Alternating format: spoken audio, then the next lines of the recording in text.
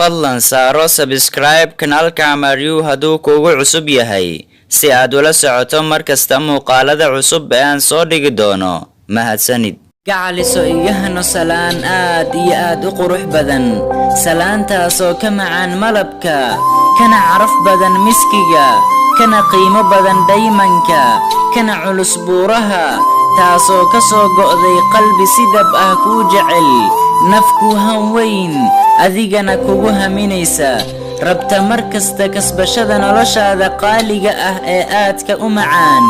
qaali anigu jacaylkaaga meel halis ayuu iiga yaalaa, wayna adag tahay si aan kuu iloobo, weligay isma dhihin intaa in la'eg ayaad ruux bani aadam ah jeclaan doontaa, balse noqotayo ahaataye in aan sidaa kuu jeclaado. xabiibti ha noqon mid igu cidlaysa jacaylkaani aadka u macaan oo meel cidlo ah iiga tagta. nafsadayda waxay ilaashataa noloshaada si ay u hanato nolol waarta. waxaa jiro qof aan mar waliba ka fikiro noloshayda waa adiga.